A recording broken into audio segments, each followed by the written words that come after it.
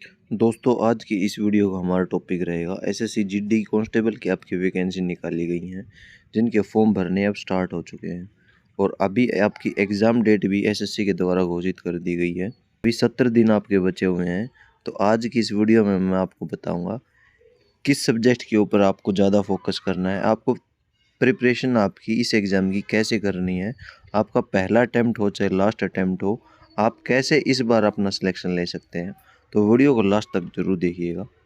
सबसे पहले हम बात कर लेते हैं फॉर्म भरने की डेट आपकी कब से स्टार्ट हुई है। तो 24 नवंबर से आपकी फॉर्म भरने की डेट स्टार्ट हुई थी, जिसका लास्ट डेट आपकी रहेगी 31 दिसंबर। तो इसी महीने की 31 तारीख को आपकी लास्ट डेट रहने वाली है। 31 तारीख से पहले पहले आपको अपना फॉर्म सबमिट कर देना है, क्योंकि लास्ट टाइम पे साइट बिजी हो जाती है। लास्ट के 2 से 3 दिन से पहले पहले आपको अपना फॉर्म सबमिट जरूर कर लेना है। अगर एज की बात करें तो 18 से 23 साल तक की इसमें एज होनी चाहिए आपकी। एग्ज़ाम डेट भी मैंने पहले बताया कि इन्होंने घोषित कर दी है। तो एग्ज़ाम डेट आपकी 20 फरवरी रहती है। 20 फरवरी इन्होंने एग्ज़ाम डेट घोषित कर दी है। तो अभी आपके अगर आज से ही बात करें तो आज होगी 10 दिसंबर। 70 डेज़ बचते हैं एग्ज़ाम के टाइम तक। एग्ज़ाम की डेट तक आपके 70 दिन बचते हैं। अगर आज के दिन से हम लोग काउंट करते हैं तो इन 70 दिन में आपको क्या स्ट्रेटजी अपनानी चाहिए, इस बारे में इसी वीडियो में मैं बात करने जा रहे हैं। क्वालिफ़िकेशन की बात करें तो 10th पास होनी चाहिए और फीस इस फॉर्म की रखी गई है 100 रुपये। तो ज़्यादा देरी न करते हुए हम वीडियो के मेन पॉइंट के ऊपर आते हैं कि आपको किस सब्जेक्ट के ऊपर ज़्यादा फोकस करना है और आपको अपनी तैयारी कैसे करनी है। देखिए, एग्ज़ाम पैटर्न जो सबसे मेन रोल अदा करेगा, इसी के भी आप पर आपका सिलेक्शन होगा। आपने एग्ज़ाम में जितने ज़्यादा नंबर लिए होंगे उसी आधार पर आपका यहाँ पर सिलेक्शन होने वाला है। तो एग्ज़ाम पैटर्न रहेगा आपका 4 सब्जेक्ट के ऊपर, जिसमें जीके होगी यानी कि जनरल अवेयरनेस, मैथ होगा, रीजनिंग होगी और हिंदी या इंग्लिश में से कोई भी आपको एक सब्जेक्ट के रूप में वहाँ पर चूज़ करके क्वेश्चन अटैम्प्ट करने होंगे। एग्ज़ाम का टाइम रहेगा आपका 1 घंटे का, जिसके लिए नेगेटिव मार्किंग 1/4 रखी गई है।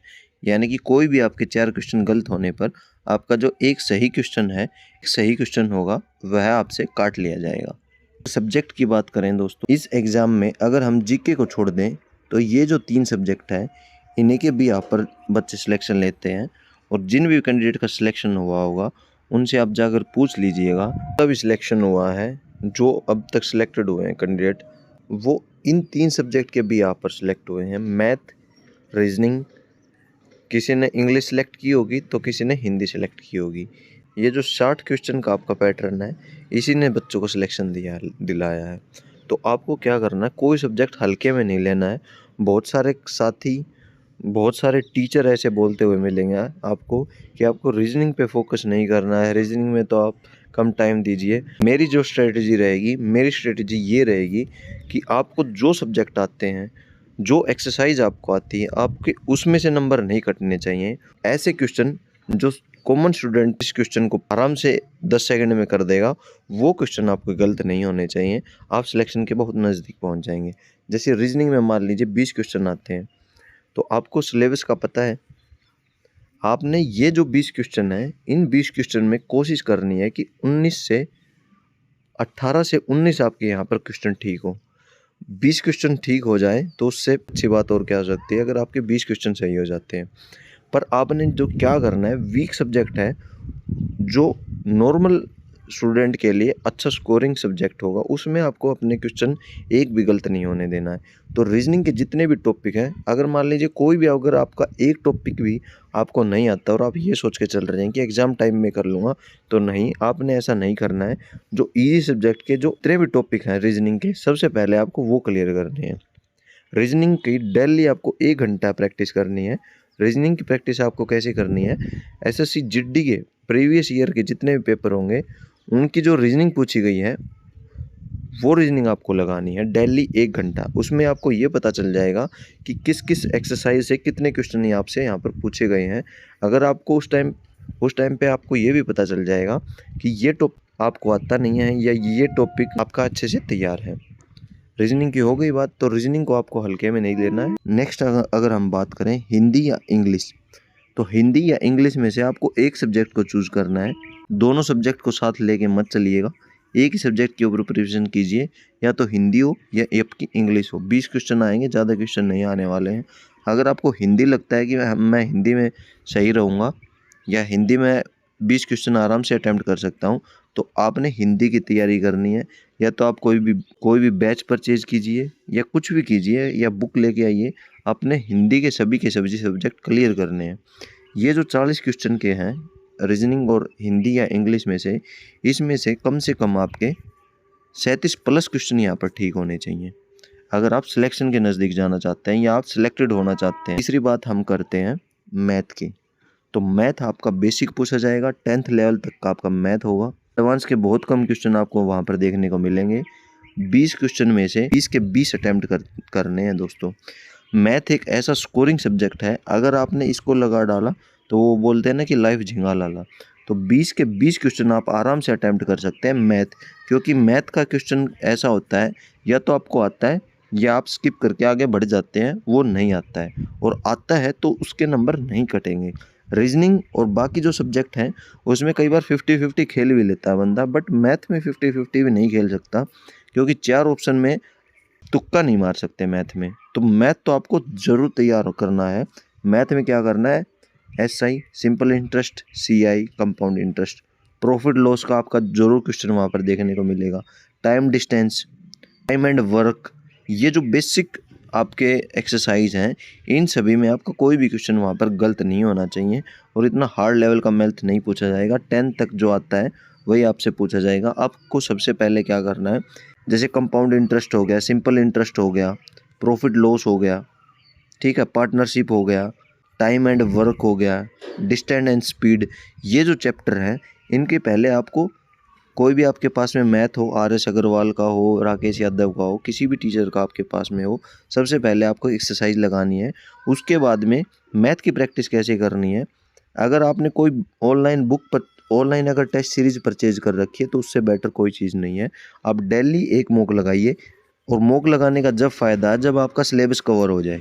आपका सिलेबस कवर हो जाए उस समय आप डेली का 1 या 2 मॉक दे सकते हैं। आपको अपने मार्क्स भी कैलकुलेट हो जाएंगे, आपको ये भी पता चल जाएगा कि मैं किस सब्जेक्ट या किस टॉपिक में मेरा यहाँ पर वीक है, उसको आपको तैयार करना है। तो ये 3 सब्जेक्ट हो गए दोस्तों, ये कोर सब्जेक्ट हैं, इनको आपको बहुत अच्छे से तैयारी करनी है। 60 क्वेश्चन में से आपने 55 से ज़्यादा यहाँ पर ठीक करने हैं दोस्तों, क्योंकि यही 3 सब्जेक्ट स्कोरिंग होते हैं और आपका सिलेक्शन यही 3 सब्जेक्ट दिला देंगे।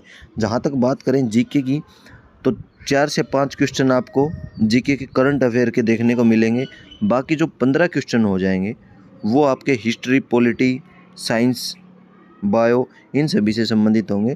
तो जीके का आपको ऑलरेडी पता ही है, जीके का इतना बड़ा पोर्शन है, इसको आप लूसेंट से भी कर सकते हैं, स्पीडी की रेलवे की स्पीडी आती है वहाँ से भी कर सकते हैं। जीके आपको 4th सब्जेक्ट के रूप में धीरे धीरे 1-1, 2-2 घंटा आपको पढ़ना है, और 70 दिन में आप इतनी जीके तो आराम से कर लेंगे। एक तो आपको 5 से 6 क्वेश्चन जो करंट के आ रहे हैं उनको गलत नहीं होने देना, चाहे आपने 1 साल के पीछे की करंट अफेयर पढ़नी पड़े, क्योंकि करंट अफेयर एक ऐसा सब्जेक्ट है, अगर आपने पढ़ ली और आपका क्वेश्चन आ गया तो बिल्कुल आप सही के सही करके आएंगे। जो बाकी के 15 क्वेश्चन हैं वो आपके हिस्ट्री, पॉलिटी, ज्योग्राफी, इन सब्जेक्ट से आएंगे। तो वो लूसेंट या स्पीडी की कोई भी बुक हो, आप उसको एक बुक को कंप्लीट कर लीजिएगा, आपका काम चल जाएगा। जो मेन सब्जेक्ट हैं जो सिलेक्शन दिलाएंगे वो आपके ये 3 ही सब्जेक्ट हैं, क्योंकि जीके में सबका स्कोर यहाँ पर बराबर रहने वाला है। आपको पता ही होगा 1 घंटे का इसका समय रहेगा, 80 क्वेश्चन है, तो हर क्वेश्चन आपका 2 मार्क्स का रहने वाला है, 160 नंबर आपके रहने वाले हैं। अगर मैंने बताई है ऐसी स्ट्रेटजी अपनाकर, देखिए यहाँ पर इस वीडियो में मैं आपको टाइम टेबल नहीं बताऊंगा, 5 बजे उठिए, 6 बजे उठिए, वो आपको खुद डिसाइड करना है आप किस कंडीशन में रह रहे हैं, आप रात में जग के पढ़ाई कर रहे हैं या दिन में सो रहे हैं, वो आपको अपने हिसाब से टाइम टेबल सेट करना है। और मैं आपको एक चीज़ और बता दूँ, कभी भी किसी का भी टाइम टेबल फॉलो मत कीजिएगा, क्योंकि सबका टाइम टेबल अपने हिसाब से बनता है। कोई स्टूडेंट सुबह सुबह के टाइम पे मैथ करना चाहता है, कोई जीके को करना पसंद करता है। और आपको एक चीज़ और करनी है, अगर आप कोई भी टाइम टेबल बना रहे हैं तो उस टाइम टेबल को ऐसे नहीं रखना है कि जैसे मान लीजिए आपने बनाया कि मैथ को 2 घंटे निकालूंगा, फिर मैं हिंदी करूँगा या इंग्लिश करूँगा, फिर जीके करूँगा और लास्ट में रीजनिंग, और कंटिन्यू आप 70 डेज तक ऐसे ही टाइम टेबल बना रहे हैं, नहीं, आप बोरियत महसूस करेंगे। तो आपने क्या करना है, 70 दिन तक सेम फॉलो नहीं करना है। मान लीजिए आज आपने सुबह मैथ किया, तो कल आप सुबह जीके को उठा लीजिए, उससे अगले दिन सुबह किसी और सब्जेक्ट को उठा लीजिए।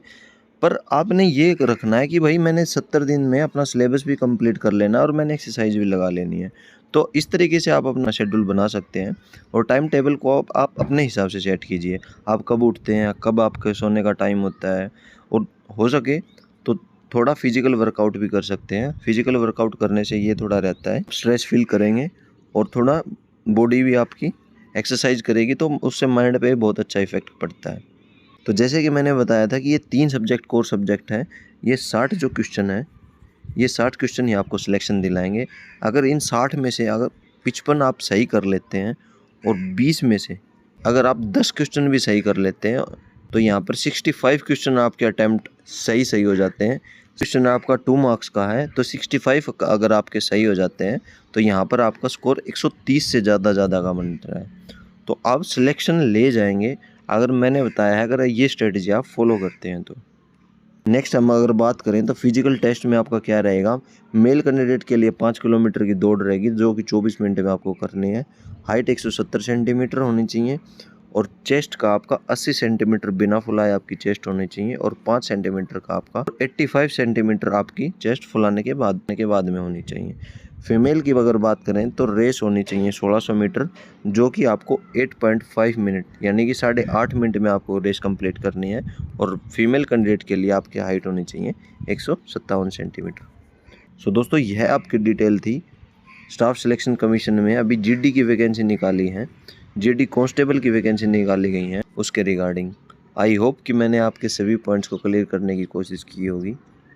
अगर फिर भी कोई पॉइंट रह गया है तो आप इस वीडियो के कमेंट बॉक्स में कमेंट कीजिएगा। मैं कोशिश करूंगा आपके सभी डाउट्स को क्लियर करने की, और मैं साथ ही साथ में कोशिश करूंगा। यहाँ पर आपका 4th जो सब्जेक्ट है हिंदी के मेरे पास में बहुत अच्छे नोट्स, उन नोट्स से इस सब्जेक्ट को एसएससी जीडी के लिए एटलीस्ट मैं इतना करवा दूंगा कि आपके 20 में से 18 या 19 क्वेश्चन वहाँ पर सही हो जाए। उस वीडियो का इंतज़ार कीजिए। अगर ज़्यादा स्टूडेंट की डिमांड होगी तो मैं हिंदी सब्जेक्ट की वह सेल्फ प्रिपरेशन वाले नोट्स की वीडियो ज़रूर लेके आने की कोशिश करूँगा। धन्यवाद दोस्तों, वीडियो को लास्ट तक देखने के लिए आप सभी का बहुत बहुत धन्यवाद। मिलते हैं किसी नेक्स्ट वीडियो में किसी नेक्स्ट अपडेट के साथ।